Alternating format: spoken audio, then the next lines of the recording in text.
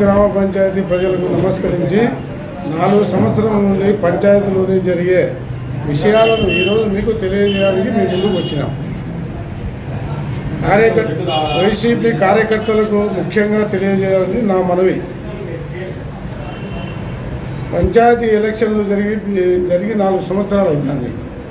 4 సంవత్సరాల నుంచి 2.5 సంవత్సరం రాఘవరెడ్డికి, 2.5 సంవత్సరం మల్ల రమాదేవి మా కోడలు అని ఆ రోజు ఒప్పందంలో భాగంగా వైసీపీ నాయకుడు మన రాజమౌళి ప్రసాద్ రెడ్డి ఆ రోజు చెప్పినాడు వైస్ ప్రెసిడెంట్ కోసం. తర్వాత ఏమైందంటే 2.5 సంవత్సరం అయిపోయినాక టైం అయిపోయింది. 2.5 సంవత్సరము తర్వాత మా టైం మాకు ఎక్కియాలి కదా మా కోడలని అయిపోయి అడిగితే ఆ రోజు రాఘవ దిగాలంటే కొంత డబ్బులు ఇవ్వాలా అన్నాడు. ఆ డబ్బులు కూడా ఇస్తామన్నా అని చెప్పి ఇచ్చిన తర్వాత అప్పుడు అనఫిషియల్గా అనౌన్స్ చేసాడు అంతే. ఈరోజు నోటిఫికేషన్ వచ్చింది.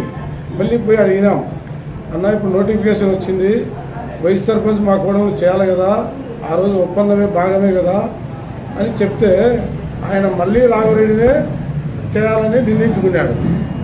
కేవలం ఒక బీసీ అయినందున మాకు అన్యాయం జరిగింది కాబట్టి ఈ బాధతో రాజమౌళి గారి మీద ప్రెస్ మీట్ పెట్టాం అంతే. అది ఈ విషయం. అయితే కాకపోతే ఏంటంటే గౌరవ వార్డు సభ్యులు, మా సహచర వార్డు సభ్యులు మా పక్షానే ఉంటారని మేము అనుకున్నాము. అయినా ఆయన క్యాంపు రాజకీయాలు చేసి హైదరాబాద్కి తీసుకుపోయారు వాళ్ళని. ఇప్పటికైనా మించిపోయింది లేదు. రేపు 27వ తారీఖున ఇక్కడ పంచాయతీ ఆఫీస్ కాడికి వస్తారు కదా ఉప సర్పంచ్ ఎన్నికలకు. ఆ రోజు మా మీద గౌరవంతో మాకు ఓటు వేస్తారని ఇప్పుడు కూడా నమ్మకం ఉంది. ఎందుకంటే ఆ న్యాయం మా వైపు ఉంది కాబట్టి మాకు ఓటు వేస్తారని మేము అనుకుంటున్నాం. కానీ ఎమ్మెల్యే గారు మరి ఏం చెప్తున్నారో మాకు తెలియదు. ఆయన అయితే ఖచ్చితంగా మాకే చేయాలా, 2.5 సంవత్సరం మాకు చెప్పాడు ఆ రోజు ఒప్పందంలో భాగమే. ఈ విధంగా అన్యాయం చేయడం ఇది కరెక్టా అని మేము అడుగుతాం అంతే. అదే సార్. 6 మంది వార్డు మెంబర్లు మా దగ్గర మేము ఉన్నాం సార్. తర్వాత సహచర వార్డు సభ్యులు కూడా కొంతమంది మాకు ఓటు వేయాలని నిర్ణయించుకున్నారు. అంతలోపే ఆయన బలవంతం చేసి రాఘవరెడ్డి ఎమ్మెల్యే గారు క్యాంపు రాజకీయాలు చేశారు, హైదరాబాద్ తీసుకుపోయారు. మాతో టచ్లో కూడా ఉన్నారు. మాజీ ఎమ్మెల్యే రాజమౌళి శివప్రసాద్ రెడ్డి ఉప సర్పంచ్ మా కోడలు గారు ఇచ్చాను అనౌన్స్ చేశాను సార్. అది ఈరోజు తుంగలో తెక్కి మళ్ళీ ఆయనే చేస్తున్నాడు. 2.5 సంవత్సరం అనుభవించిన ఆయన డబ్బు విషయం ఇచ్చినాం ఆయనకు మాట్లాడి దించిన అఫీషియల్గా లేదు, దించేసి ఈయన ఉంటాడని సర్పంచ్ చెప్పినాడు. ఈమె ఉంటుంది, ఈమె కూడా 2.5 సంవత్సరం సహకరించండి అని సర్పంచ్ మోషా గారికి, గద్దె మోషా గారికి చెప్పినాడు. అదేవిధంగా ఈరోజు కూడా ఉప సర్పంచ్ ఎన్నిక వచ్చింది, నోటిఫికేషన్ 27వ తేదీ.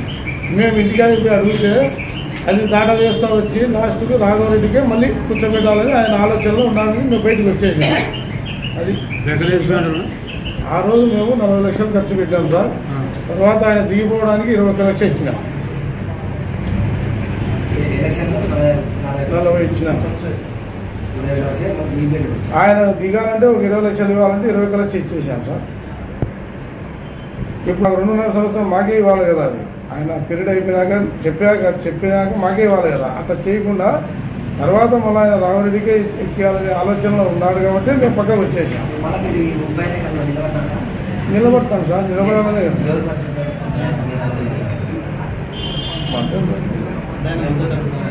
పెద్ద ఆయన మద్దతు అడుగుతున్నాము. ఆయన చెప్తాడు కానీ మాకు పూర్తిగా ఇవ్వాలి. ఎంతమందిని తీసుకున్నారు? 6 మంది ఉన్నారు మా ఇంట. తీసుకుపోయింది పోయింది 14 మంది. 12 మంది.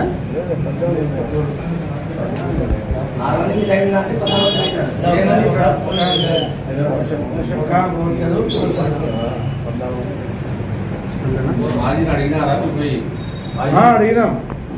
అడిగితే ఆయన దాటా వేస్తూ వచ్చాడు. ఇంకా టైం ఉంది కదా 26 తారీఖు చెప్తాలే అన్నాడు.